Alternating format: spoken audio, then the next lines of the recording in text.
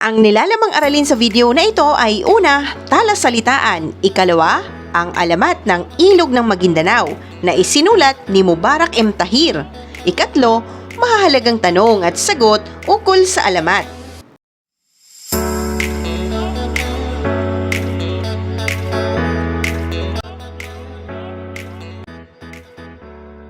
Narito na ang mga talasalitaan, mga piling salita na ginamit sa alamat.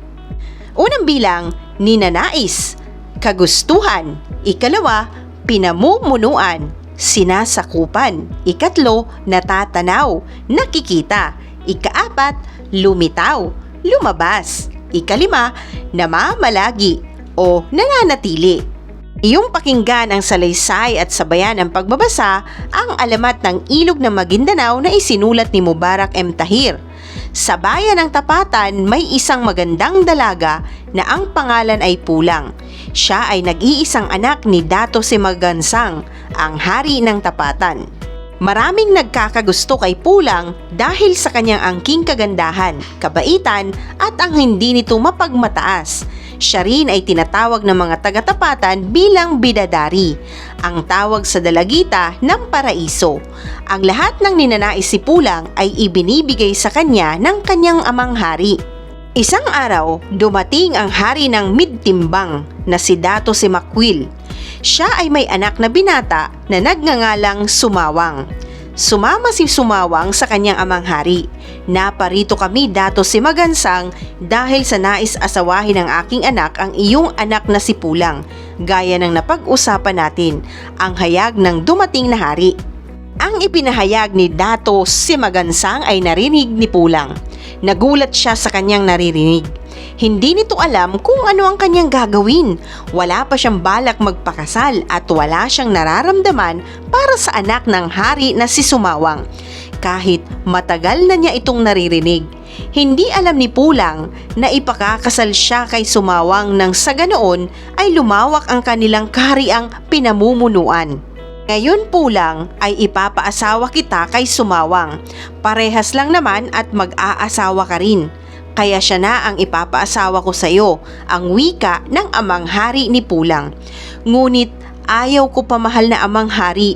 Wala rin po akong nararamdaman na pagmamahal sa kanya. Naiiyak na sagot ni Pulang. Ito lang ang kahilingan ko sa iyo, anak. Lahat ng gusto mo ay ibibigay ko sa iyo. Kahit ito lamang ang maisusukli mo sa akin. Malakas na sabi ng hari. Ngunit ama, ang sumbat ni Pulang na agad namang sinagot ng kanyang amang hari. Nakapag-usap na kami ni Dato Simakwil. Sa ayaw at sa gusto mo, sa susunod na linggo ay ikakasal na kayo ni Sumawang, ang iniwang pahayag ng kanyang amang hari. Simula nang marinig ni Pulang na ikakasal siya ay hindi na siya nakikitaan ng pagiging masaya. Hindi na rin ito ngumingiti. Sa sobrang lungkot ay pumunta siya sa bundok na kalapit lamang ng kanilang kaharian.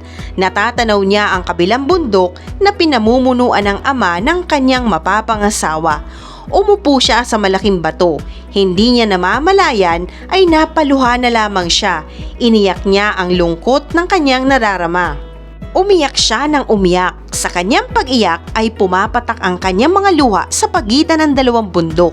Dahil sa pag-aalala ng hari, ilang linggo nang hinahanap ng buong bayan si Pulang mula nang siya'y mawala. May nakapagkwento kung saan namamalagi si Pulang ngunit hindi na siya muling nakita pa mula nang siya ay umalis. Agad na pinuntahan ng hari ang kinaroroonan ni Pulang ngunit wala na silang nadatnan. Pulang! Pulang! Anak ko! Ang paulit-ulit na sigaw ng hari.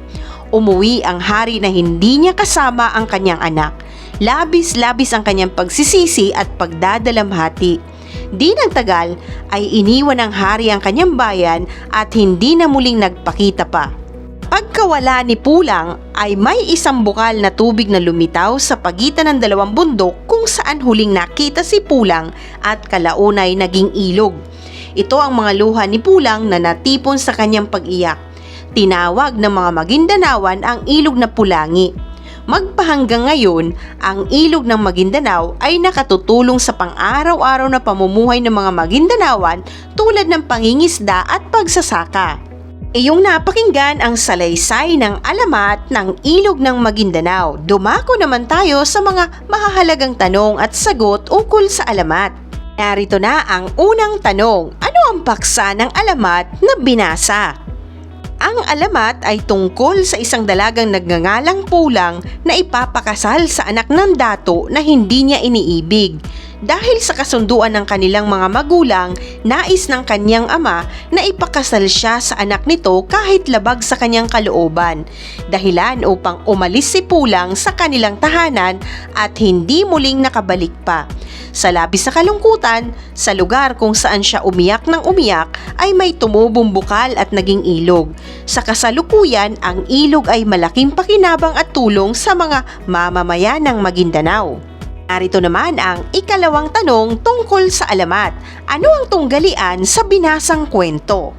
Ang tunggalian na naipakita sa alamat ay tunggaliang tao laban sa tao. Ito ay sa pagitan ni Pulang at ng kanyang ama dahil sa pamimilit nitong ipakasal siya sa anak ng dato na hindi niya iniibig.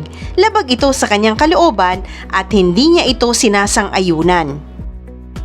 Isang mahalagang aralin muli ang iyong napanood. Maraming salamat sa panonood sa channel na Aralin sa Filipino. Huwag mag-atubiling mag-comment ng inyong tanong, suggestions o paglilinaw ukol sa aralin. Munting kahilingan sa iyong kaibigan, paki-like, share and subscribe para updated ka sa mga susunod pang bagong video ng Aralin mo sa Filipino.